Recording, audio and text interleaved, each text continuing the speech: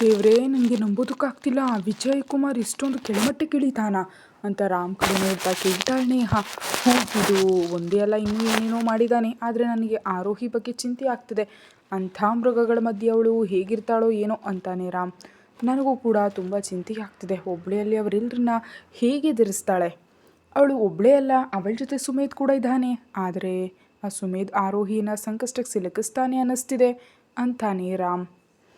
ಮೆಲ್ಲಗೆ ನಕ್ಕು ನೇಹಾ ಕಡೆ ನೋಡ್ತಾ, ಸುಮೇಧ್ ಎಷ್ಟೇ ಕ್ರೂರಿಯಾಗಿದ್ರೂ, ಅವನು ಎಲ್ಲರ ಜೀವನದಲ್ಲಿ ವಿಲನ್ ಆಗಿದ್ರೂ, ಅವನು ಅಪರಾಧಿಯೇ ಇರಲಿ ಅಥವಾ ಮುಗ್ಧನೇ ಆಗಿರಲಿ, ಆದರೆ ಯಾರನ್ನಾದರೂ ಕೊಲ್ಲಬೇಕು ಅಂದ್ಕೊಂಡ್ರೆ ಕೊಂದು ಬಿಡ್ತಾನೆ. ಕುಟುಂಬ ಈ ಪದಕ್ಕೆ ಅವನ ಜೀವನದಲ್ಲಿ ಯಾವುದೇ ಜಾಗ ಇಲ್ಲ. ಆದರೆ ಇವೆಲ್ಲವುಗಳ ಮಧ್ಯೆ ಆರೋಹಿ ಮೇಲೆ ಸುಮೇಧ್ಗೆ ಇರೋ ಪ್ರೀತಿಯೇ ಬೇರೆ. ಏನೇ ಮಾಡಿದರೂ ಕೂಡ ಆರೋಹಿ ಎಂಬ ಹೆಸರಿನ ಹತ್ರ ಅವನ ಜೀವನ ನಿಂತು ಬಿಡುತ್ತೆ. ಅವನು ಪ್ರತಿಯೊಬ್ಬರಿಗೂ ವಿಲನ್ ಆಗಿದ್ರೂ ಆರೋಹಿಗೆ ಮಾತ್ರ ಒಬ್ಬ ಹೀರೋ. ಇವೆಲ್ಲ ನಿನಗೆ ಹೇಗೆ ಗೊತ್ತು? ಸುಮೇಧ್ಗೆ ಆರೋಹಿ ಯಾವಾಗಲಿಂದ ಗೊತ್ತು ಅಂತ ನಂಗೆ ತಿಳಿಯೋದು. ಆದರೆ ಎಲ್ರಿಗಿಂತ ಹೆಚ್ಚಾಗಿ ಅವನಿಗೆ ಆರೋಹಿ ಬಗ್ಗೆ ತಿಳಿದಿದೆ ಅಂತ ಮಾತ್ರ ನನಗೆ ಗೊತ್ತು. ಆರೋಹಿ ಸುಮೇಧ್ಗೆ ಒಂದು ಕಾಲದಲ್ಲಿ ಮೋಸ ಮಾಡಿದ್ರು ಅವನು ಆರೋಹಿನ ಒಂದು ಮಾತು ಕೂಡ ಅನ್ನಲಿಲ್ಲ. ಮತ್ತು ನಾನು ಸುಮೇಧ್ ಕಣ್ಣಲ್ಲಿ ಆರೋಹಿ ಮೇಲಿನ ಪ್ರೀತಿಯನ್ನು ತುಂಬ ಸಲ ನೋಡಿದ್ದೀನಿ. ಹ್ಞೂ, ಅಂದರೆ ಸುಮೇಧ್ ಆರೋಹಿನ ಪ್ರೀತಿಸ್ತಾನೆ ಅಷ್ಟೇ ತಾನೇ? ಏನಾದರೂ ಅನುಮಾನ ಇದೆಯಾ ಅದರಲ್ಲಿ? ಇಲ್ಲ. ಸರಿ, ನಂಗೆ ಸಮಯ ಆಗ್ತಿದೆ, ಇನ್ನು ನಾನು ಹೊರಡ್ತೀನಿ. ಈ ರಾತ್ರಿ ಸಮಯದಲ್ಲಿ ಎಲ್ಲಿಗೆ? ಇಂದು ಇಲ್ಲೇ ಉಳ್ಕೋ. ಇಲ್ಲಿಯಾ? ಹ್ಞೂ, ಏನಾದರೂ ತೊಂದರೆನಾ? ಇಲ್ಲ ಅಂತ ನೇಹ ಹೇಳಿ ಇದು ಕೂಡಲೇ ಅವಳಿಗೆ ಗೆಸ್ಟ್ ರೂಮ್ ತೋರಿಸಿ ಕಬೀರ್ ಇರೋ ಕೋಣೆಗೆ ಹೋಗ್ತಾನೆ ರಾಮ್. ಅಲ್ಲಿಗೆ ಹೋಗಿ ನೋಡಿದ್ರೆ ಕಬೀರ್ ಪೂರ್ತಿಯಾಗಿ ಕುಡಿದು ಪ್ರಜ್ಞಿಲ್ಲದೆ ಕೆಳಗೆ ಬಿದ್ದಿರ್ತಾನೆ. ಉಫ್ ಅಂತ ಕಬೀರನ್ನ ಮೇಲೆಪ್ಸಿ ಬೆಡ್ ಮೇಲೆ ಮಲಗಿಸಿ ಅವನ ಪಕ್ಕದಲ್ಲಿ ಮಲಗ್ತಾನೆ ರಾಮ್. ನಂದು ನನ್ನ ಮಗು ಅಂತ ಕನ್ವರ್ಸ್ತಿರ್ತಾನೆ ಕಬೀರ್. ಕಬೀರ್ ಕಡೆ ನೋಡಿ ಅವನಿಗೂ ತುಂಬ ನೋವಾಗ್ತಿದ್ರು. ಸಣ್ಣ ಮಗುವನ್ನು ಬಿಟ್ಟು ಬರೋದು ಒಂದು ಕಡೆ, ಆದರೆ ಕನಿಷ್ಠ ಅವಳ ಮುಖವನ್ನು ಕೂಡ ನೋಡ್ದಿರೋದು ಖಂಡಿತವಾಗಿಯೂ ಕಬೀರ್ ತಪ್ಪು ಅಂತ ಸುಮ್ಮನೆ ಆ ಕಡೆ ತಿರುಗಿ ಮಲ್ಕೊಳ್ತಾನೆ ರಾಮ್. ವಾಶ್ರೂಮ್ನಿಂದ ಸ್ನಾನದ ಮನೆಯಲ್ಲಿ ಬಾತ್ರೂಮಿಂದ ಹೊರಬಂದ ಆರೋಹಿ ಕಡೆ ನೋಡ್ತಾ, ಪ್ರಕಾರ ಬೆಡ್ ಮೇಲೆ ಕೂತ್ಕೋ ಅಂತಾನೆ ಸುಮೇಧ್.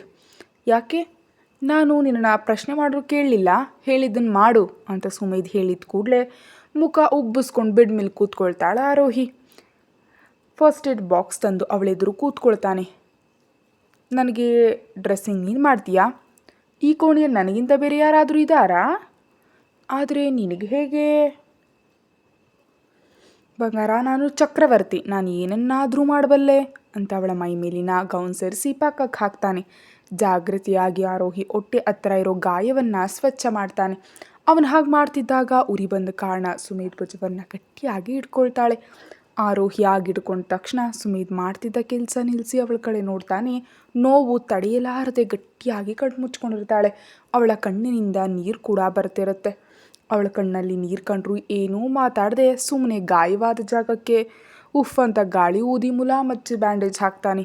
ಆರೋಹಿ ಆಗಿಯೇ ಕಣ್ಣು ಮುಚ್ಕೊಂಡಿರ್ತಾಳೆ. ಸ್ವಲ್ಪ ಸಮಯದ ನಂತರ ಕಣ್ಣು ತೆರೆದು ನೋಡಿದ ಆರೋಹಿಗೆ ತನ್ನನ್ನೇ ದಿಟ್ಟಿಸಿ ನೋಡ್ತಾ ಇರೋ ಸುಮೇಧ್ ಕಾಣಿಸ್ತಾನೆ. ಪಕ್ಕದಲ್ಲಿದ್ದ ಗೌನ್ ತಂದು ತನ್ನ ಮುಂದೆ ಮುಚ್ಕೊಳ್ತಾಳೆ. ಕಾಮುಕ ಅಂತಾಳ ಆರೋಹಿ. ಅವಳಿಂದ ಗೌನ್ ಸರಿಸ್ತಾ, ಕೇವಲ ನಿನಗೋಸ್ಕರ ಬಂಗಾರ ಅಂತ ಹೊಕ್ಕಳ ಮೇಲೆ ಮುತ್ತಿಡ್ತಾನೆ. ಸುಮೇಧ್ ಹಾಗೆ ಮೇಲೆ ಹೋಗುತ್ತಾ, ಏನು ಬಂಗಾರ ಅಂತ ಕೇಳ್ತಾನೆ ಸುಮೇಧ್. ಸುಮೇಧ್ ಹ್ಞೂ ಅಂತ ಅವಳ ಕುತ್ತಿಗೆ ಬಳಿ ಮುತ್ತು ನೀಡ್ತಿರ್ತಾನೆ ಸುಮೇಧ್. ದಯವಿಟ್ಟು ನಿಲ್ಲಿಸು ಅಂತ ಹೇಳ್ತಿರೋ ಆರೋಹಿ ಕುತ್ತಿಗೆ ಮೇಲೆ ಗಟ್ಟಿಯಾಗಿ ಕಚ್ತಾನೆ. ಅಂತ ಕೋಪದಿಂದ ಅವನ ಕಡೆ ನೋಡ್ತಾಳೆ. ಅವಳ ತೊಡೆಗಳ ಮೇಲೆ ಕೈಯಿಂದ ಸವರ್ತಾ ಅವಳ ಅಂದಕ್ಕೆ ಮುತ್ತು ಕೊಡ್ತಾ ಕಚ್ತಿರ್ತಾನೆ. ಅವನ ಭುಜದ ಮೇಲೆ ಕೈ ಹಾಕಿ ಅಂಕುತ್ತಾ ಹೇಳ್ತಾಳೆ ಆರೋಹಿ, ನಿನ್ನ ಮೇಲೆ ನನ್ನ ಪ್ರಭಾವ ಚೆನ್ನಾಗಿದೆ ಅಲ್ವಾ ಅಂತ ಮೆಲ್ಲಗೆ ಅವಳ ಕಿವಿ ಹತ್ರ ಹೇಳ್ತಾನೆ ಸುಮೇಧ್. ಆ ಮಾತಿಗೆ ಕಣ್ಣು ತೆರೆದು ನೋಡ್ತಾಳೆ. ಅಲ್ಲಿ ಸುಮೇಧ್ ಇರೋದಿಲ್ಲ. ವಾಶ್ರೂಮ್ ಕಡೆ ನೋಡ್ತಾಳೆ. ಏನಿದು, ಇವನು ಕಣ್ಮುಚ್ಚಿ ತೆರೆಯೋಷ್ಟರಲ್ಲಿ ಎಲ್ಲಿ ಮಾಯವಾಗೋದಾ ಅಂತ ಗೌನ್ ಹಾಕ್ಕೊಂಡು ಕ್ಲಾಸೆಟ್ ರೂಮ್ವರೆಗೆ ಹೊರಟೋಗ್ತಾಳೆ ಆರೋಹಿ. ವಾಶ್ರೂಮ್ನಿಂದ ಬಂದ ಸುಮೇಧ್ ಕನ್ನಡಿ ಮುಂದೆ ನಿಂತಿದ್ದ ಆರೋಹಿನ ಮೇಲಿಂದ ಕೆಳಗಿನವರೆಗೆ ನೋಡ್ತಾನೆ. ಹಸಿರು ಬಣ್ಣದ ಉದ್ದನೆಯ ಗೌನನ್ನು ಧರಿಸಿ ಎಲ್ಲೋ ಹೋಗೋದಕ್ಕೆ ತಯಾರಾಗ್ತಿದ್ದಾಳೆ. ಬಂಗಾರ, ನೀನೆಲ್ಲಾದರೂ ಹೋಗ್ತಿದ್ಯಾ? ಸುಮೇಧ್ ಕಡೆ ನೋಡಿದೆ. ಹ್ಞೂ ಅಂತಾಳೆ. ಎಲ್ಲಿಗೆ? ಅದು ನಾನು ಅಂತ ಹಿಂದಕ್ಕೆ ತಿರುಗಿದ ಆರೋಹಿ ಬಾಯಿಂದ ಮಾತು ಬರೋದಿಲ್ಲ. ಯಾಕಂದ್ರೆ ಅವಳೆದುರು ಸುಮೇಧ್ ಕೇವಲ ಟವಲ್ನಲ್ಲಿ ಇರ್ತಾನೆ. ಸ್ನಾನ ಮಾಡಿದ ಕಾರಣ ಒದ್ದೆ ಕೂದಲು ಮುಖದ ಮೇಲೆ ಬಿದ್ದು ತುಂಬ ಆಕರ್ಷಕವಾಗಿ ಕಾಣಿಸ್ತಿರ್ತಾನೆ. ಅವನ ಕಡೆ ನೋಡ್ತಾ ಹಾಗೆ ನಿಂತು ಬಿಡ್ತಾಳೆ ಆರೋಹಿ. ಏನು ಬಂಗಾರ ತಿಂದ್ಬಿಡು ಅಂತ ನೋಡ್ತಿದ್ಯಾ, ಅಷ್ಟೊಂದವಾಗಿ ಕಾಣ್ತಿದ್ದೀನಾ ಅಂತ ಗಂಭೀರವಾಗಿ ಕೇಳ್ತಾನೆ. ಅದೇನಿಲ್ಲ ಅಂತ ಅತ್ತ ಇತ್ತ ನೋಡ್ತಾಳೆ ಆರೋಹಿ. ನಿಜವಾಗಿಯೂ ಬಂಗಾರ? ಹೌದೌದು ಅಂತ ಹೇಳ್ತಿರೋ ಆರೋಹಿ ಸೊಂಟ ಹಿಡಿದು ಹತ್ರ ಕೇಳಿತಾನೆ. ಪ್ಲೀಸ್ ಸುಮೇಧ್ ಅಂತ ತನ್ನ ತುಟಿಗಳನ್ನ ತಾನೇ ಕಚ್ಕೊಳ್ತಾಳ ಆರೋಹಿ. ನಿಲ್ಲಿಸು ಬಂಗಾರ ಅಂತ ಅವಳ ತುಟಿಗಳನ್ನ ಮುಟ್ತಾ, ಕಚ್ಚುತನ ನಿಲ್ಲಿಸು, ಈ ಜಾಗ ಕೇವಲ ನನಗೆ ಸೇರಿದ್ದು ಅಂತ ಅವಳಿಗೆ 2 ಕೆನ್ನೆಗಳನ್ನ ಅದುಮಿ ಹಿಡಿದು ಅವಳ ತುಟಿಗಳನ್ನ ಗಟ್ಟಿಯಾಗಿ ಕಚ್ತಾನೆ. ಸುಮೇಧ್ ಅಂತ ಗಟ್ಟಿಯಾಗಿ ಕಿರಿಸ್ತಾಳ ಆರೋಹಿ. ಯಾಕಂದ್ರೆ ಅವನು ಎಷ್ಟು ಗಟ್ಟಿಯಾಗಿ ಕಚ್ಚಿದ ಅಂದರೆ ತುಟಿಯಿಂದ ರಕ್ತ ಕೂಡ ಬರುತ್ತೆ. ಕೋಪದಿಂದ ಅವನ ಕಡೆ ನೋಡ್ತಾ, ಏನಿದು ಸುಮೇಧ್? ಅವಳ ಕೂದಲಿನೊಂದಿಗೆ ಆಟ ಆಡ್ತಾ, ಶಿಕ್ಷೆ ಬಂಗಾರ ಅಂತಾನೆ. ಯಾಕೆ ಶಿಕ್ಷೆ? ನಿನ್ನ ತುಟಿಗಳು ಕೇವಲ ನಾನು ಮಾತ್ರ ಕಚ್ಚಬೇಕು, ಆ ಹಕ್ಕು ನನಗೆ ಮಾತ್ರ ಇದೆ ಬಂಗಾರ.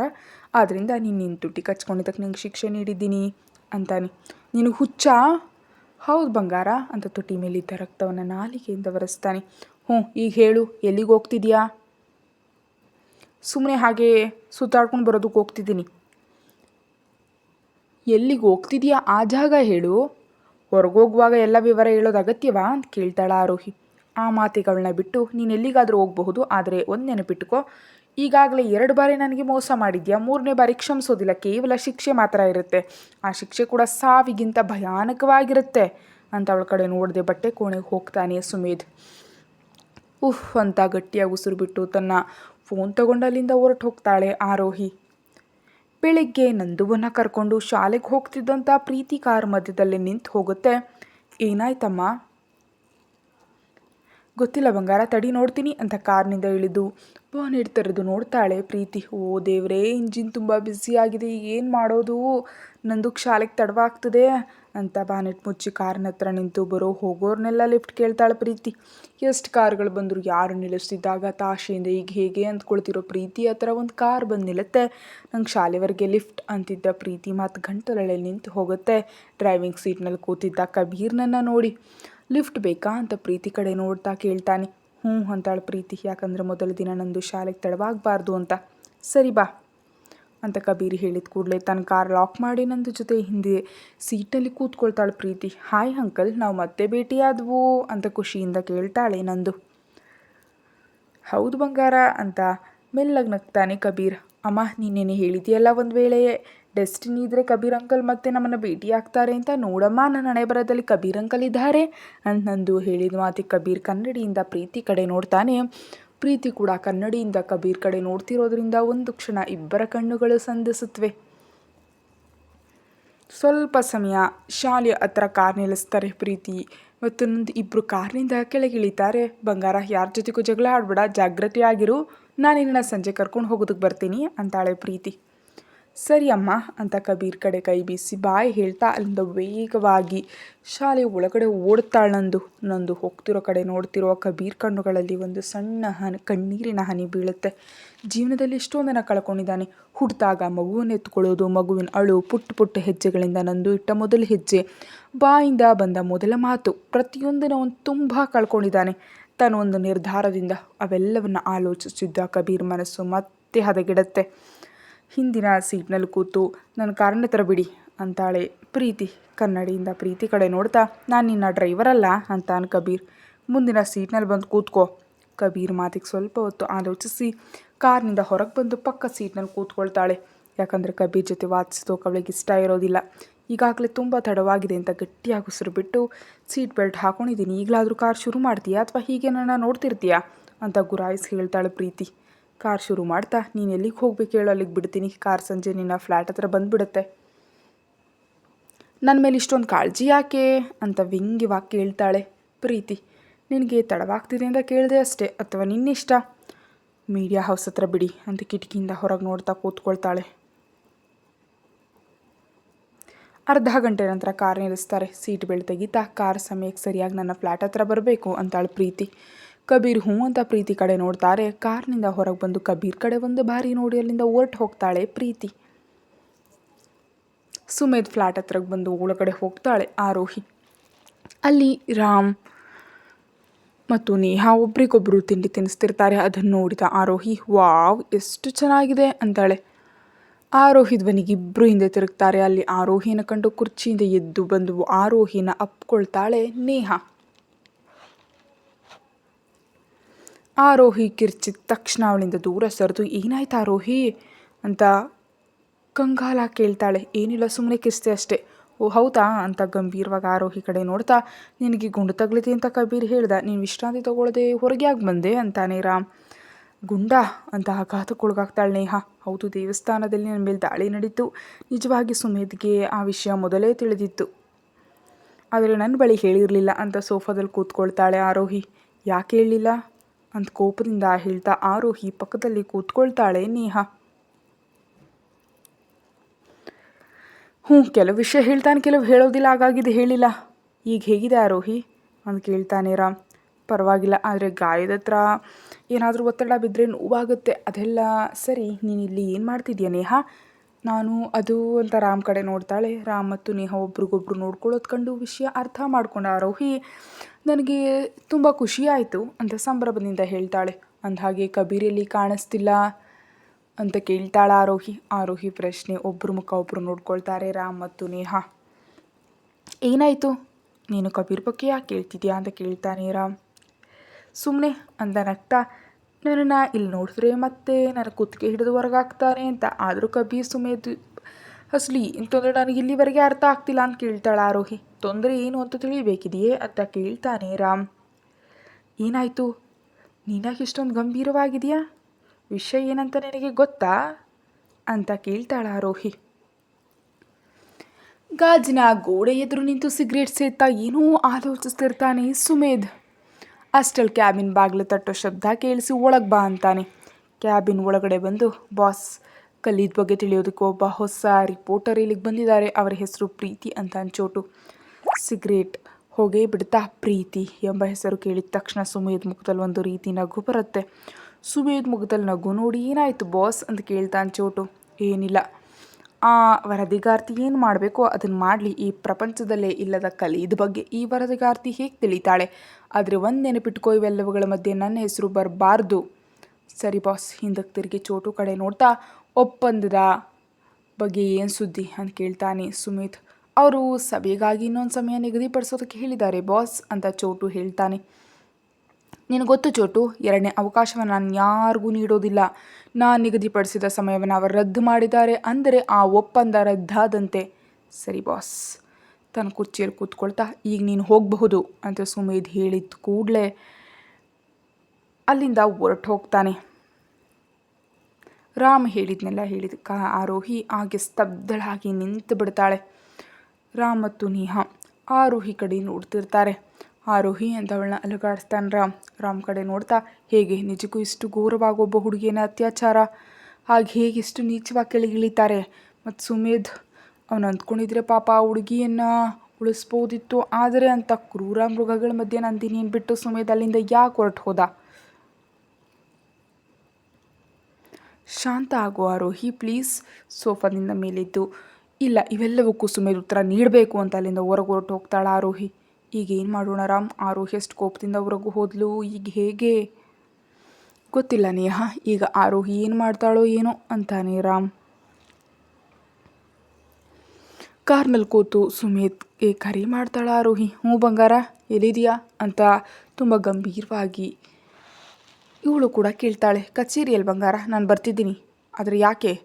ತನ್ನನ್ನು ತಾನು ಹತೋಟಿಯಲ್ಲಿಟ್ಟುಕೊಂಡು, ನಿನ್ನ ಜೊತೆ ಸ್ವಲ್ಪ ಮಾತಾಡಬೇಕು ಸುಮೇಧ್. ಸರಿ ಬೇಗ ಬಾ ಬಂಗಾರ ಅಂತ ಸುಮೇಧ್ ಹೇಳಿದ ತಕ್ಷಣ ಕರೆ ಕಟ್ ಮಾಡಿ ಬೇಗ ಬಾಗಲಿಂದ ಓಡಾಡ್ತಾಳ ಆರೋಹಿ. ಅರ್ಧ ಗಂಟೆಯಲ್ಲಿ VR ಇಂಡಸ್ಟ್ರಿ ಮುಂದೆ ಕಾರ್ ನಿಲ್ಲಿಸಿ ಕೀಯನ್ನು ಭದ್ರತಾ ಸಿಬ್ಬಂದಿಗೆ ನೀಡಿ ಸುಮೇಧ್ ಇರೋ ಅಂತಸ್ತಿಗೆ ಹೋಗ್ತಾಳ ಆರೋಹಿ. ಅನುಮತಿ ಇಲ್ಲದೆ ಕ್ಯಾಬಿನ್ ಒಳಗಡೆ ಹೋಗ್ತಾಳೆ.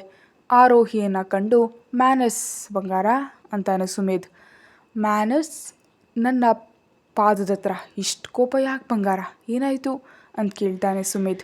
ಏನಾಯಿತು ಅಂತಾನಾ? ನಿಜವಾಗಿಯೂ ಇಷ್ಟೆಲ್ಲ ಮಾಡಿದ ನೀನು ಮತ್ತೆ ಏನಾಯಿತು ಅಂತ ಕೇಳ್ತೀಯಾ? ಗಂಭೀರ ಧ್ವನಿಯಲ್ಲಿ ಆರೋಹಿ ಕಡೆ ನೋಡ್ತಾ, ಏನು ಹೇಳ್ತಿದ್ಯಾ ಸ್ಪಷ್ಟವಾಗಿ ಹೇಳು ಅಂತಾನೆ. ಕೋಪದಿಂದ ಸುಮೇಧ್ ಕಡೆ ನೋಡ್ತಾ, ಸ್ಪಷ್ಟವಾಗಿ ಹೇಳ್ಬೇಕಾ? ಹಾಗಾದರೆ ಕೇಳು. ನಂದಿನಿ ವರ್ಮಾ, ಮೀಡಿಯಾ ಹೌಸ್ ವರದಿಗಾರ್ತಿ, ತನ್ನ ಕೆಲಸವೇ ತನ್ನ ಪ್ರಪಂಚ ಅಂದ್ಕೊಂಡಿದ್ದು ಹುಡುಗಿ ಹಿಂದಿಗೆ ಸರಿಯಾಗಿ 6 ವರ್ಷಗಳ ಹಿಂದೆ ಅವಳ ಮೇಲೆ ಅತ್ಯಾಚಾರ ನಡೀತು ಮತ್ತು ಅವಳು ಸತ್ತು ಹೋದ್ಲು. ಅವೆಲ್ಲ ಹೇಗೆ ನಡೀತು ಅಂತ ಕೇಳ್ತಾನೆ ಸುಮೇಧ್ ಕಡೆ ನೋಡ್ತಾ, ಬೆಂಗಳೂರಿನಲ್ಲಿ ನಿನ್ನ ತಂದೆ ವಿಜಯ್ ಕುಮಾರ್ ಮತ್ತು ನೀನು ಡ್ರಗ್ಸ್ ವ್ಯವಹಾರಕ್ಕಾಗಿ ಅಲ್ಲಿಗೆ ಹೋಗಿದ್ರಿ. ಅಲ್ಲಿಗೆ ನಂದಿನಿ ಕೂಡ ಬಂದಿದ್ಲು. ನಿಮ್ಮಿಬ್ಬರ ಕಾನೂನು ಬಾಹಿರ ವ್ಯವಹಾರದ ಬಗ್ಗೆ ತುಂಬ ಸಾಕ್ಷಿಗಳನ್ನ ಸಂಗ್ರಹಿಸಿದ್ಲು. ಅದು ತಿಳಿದು ನಿನ್ನ ತಂದೆ ನಿಮ್ಮ ಹತ್ತಿರ ಕೆಲಸ ಮಾಡೋ 10 ಮಂದಿಯಿಂದ ನಂದಿನಿಯನ್ನು ಅತ್ಯಾಚಾರ ಮಾಡಿ ಕೊಂದು ಹಾಕೋದಕ್ಕೆ ಆದೇಶ ನೀಡಿದ್ರು. ಮತ್ತು ನೀನೇನೂ ಅನ್ನದೇ ಅಲ್ಲಿಂದ ಹೊರಟೋದೆ. ನಿಜಕ್ಕೂ ಹೇಗಿಷ್ಟು ಘೋರವಾಗಿ ಒಬ್ಬ ಹುಡುಗಿಯನ್ನು ಹಾಗೆ ಮಾಡೋದಕ್ಕೆ ಸಾಧ್ಯ ನಿಮ್ಮಿಂದ ಅಂತ ಗಟ್ಟಿಯಾಗಿ ಕಿರ್ಚ್ತಾಳೆ ಆರೋಹಿ. ಇವೆಲ್ಲ ನಿನಗೆ ಗೊತ್ತು ಅಂತ ಕೇಳ್ತಾನೆ ಸುಮೇಧ್. ಯಾಕಂದರೆ ನಂದಿನಿ ಕಬೀರ್ ಅವರ ತಂಗಿ, ನಂದಿನಿ ವರ್ಮಾ ಕಬೀರ್ ವರ್ಮಾ ಇಬ್ಬರು ಅಣ್ಣ ತಂಗಿಯರು. ಆ ಮಾತು ಕೇಳಿದ ಕೂಡಲೇ ಗಟ್ಟಿಯಾಗಿ ಮುಷ್ಟಿ ಹಿಡಿತಾನೆ ಸುಮೇಧ್. ನನಗೀಗಲೂ ಅರ್ಥ ಆಗ್ತಿಲ್ಲ ಸುಮೇಧ್, ನೀನು ಹಾಗೆ ಹೇಗೆ ಮಾಡೋದಕ್ಕೆ ಸಾಧ್ಯ? ನೀನೆಷ್ಟೇ ಕೆಟ್ಟವನಾಗಿರು ಇಂಥ ಒಬ್ಬ ಹುಡುಗಿ ಮೇಲೆ ಅತ್ಯಾಚಾರ ನಡೀತಿದ್ರೆ ನೀನಿಷ್ಟು ಸುಮ್ಮನಿರ್ತೀಯಾ ಅಂತ ನಾನು ಅಂದ್ಕೊಂಡಿರಲಿಲ್ಲ. ನೀನಿಷ್ಟು ಕೆಳಮಟ್ಟಕ್ಕೆ ಇಳಿತೀಯಾ ಅಂತ ನಾನು ಕನಸಿನಲ್ಲೂ ಕೂಡ ಅಂದ್ಕೊಂಡಿರಲಿಲ್ಲ. ಆದರೂ ಏನೂ ತಪ್ಪು ಮಾಡಿದ್ಲು ಅವಳಿಗೆ ಅಷ್ಟು ದೊಡ್ಡ ಶಿಕ್ಷೆ ಯಾಕೆ ನೀಡಿದ್ರು ನಿನ್ನ ತಂದೆ? ನಾನು ಕೂಡ ಅದೇ ಕೆಲಸ ಮಾಡಲು ಬಂದೆ. ನಿನ್ನನ್ನು ಮತ್ತು ನಿನ್ನ ಸಾಮ್ರಾಜ್ಯವನ್ನು ಬಯಲಿಗೆಳೆದು ನಿನ್ನ ಜೈಲಿಗೆ ಕಳಿಸ್ಬೇಕು ಅಂದ್ಕೊಂಡೆ. ಅಂದರೆ ನನ್ನನ್ನು ಪ್ರೀತಿಸಿದ ಕಾರಣಕ್ಕಾಗಿ ನನ್ನನ್ನು ಬಿಟ್ಟಿದೆಯಾ? ಇಲ್ದಿದ್ರೆ ನನ್ನನ್ನು ಕೂಡ ಹಾಗೆ 10 ಮಂದಿಯಿಂದ ಅತ್ಯಾಚಾರ. ಅಷ್ಟರಲ್ಲೇ ಆರೋಹಿ ಅಂತ ಗಟ್ಟಿಯಾಗಿ ಕಿರ್ಚಿ ಟೇಬಲ್ ಮೇಲಿದ್ದ ಪೇಪರ್ ವೇಟನ್ನು ಆರೋಹಿ ಮೇಲಕ್ಕೆ ಎಸಿತಾನೆ ಸುಮೇಧ್. ಪೇಪರ್ ವೇಟ್ ಆರೋಹಿ ತಲೆಯ ಪಕ್ಕದಿಂದ ಹೋಗಿ ಗೋಡೆಗೆ ತಗಲಿ ಚೂರಾಗುತ್ತೆ. ಅಂತ ಕಿರ್ಚುತ್ತಾ ತಲೆ ಮೇಲೆ ಕೈ ಇಡ್ತಾಳೆ. ಸುಮೇಧ್ ಗುರಿ ಆರೋಹಿ ಆಗಿರಲಿಲ್ಲ, ಅದಕ್ಕೆ ಅದು ಪಕ್ಕದಿಂದ ಹೋಗುವಾಗ ಸಣ್ಣದಾಗಿ ಆರೋಹಿ ತಲೆಗೆ ತಗಲಿರುತ್ತೆ. ಆರೋಹಿ ಏನು ಹೇಳುವಷ್ಟರಲ್ಲಿ ಸುಮೇಧ್ ಅವಳ ಕುತ್ತಿಗೆ ಹಿಡಿದು ಆರೋಹಿಯನ್ನು ಗೋಡೆಗೆ ಅದುಮುತ್ತಾನೆ. ಅವನ ಕಡೆ ನೋಡ್ತಾ, ಏನು ಮಾಡ್ತಿದ್ಯಾ ನೀನು ಅಂತ ಗಂಭೀರವಾಗಿ ಕೇಳ್ತಾಳ ಆರೋಹಿ. ಅವಳ ಭುಜವನ್ನು ಗಟ್ಟಿಯಾಗಿಡ್ಕೊಂಡು ಕೋಪದಿಂದ ಅವಳ ಕಡೆ ನೋಡ್ತಾ, ನನ್ನ ಮಾತುಗಳನ್ನ ನಿನ್ನ ತಲೆಗೆ ಸರಿಯಾಗಿ ಇಳಿಸ್ಕೊ. ನೀನು ಈ ಪ್ರಪಂಚಕ್ಕೆ ಬಂದ ದಿನ ನಿನ್ನ ಮೊದಲ ಬಾರಿ ಫೀಲ್ ಆಗಿದ್ದು ನಿಮ್ಮ ತಾಯಿಯಲ್ಲ ನಾನು.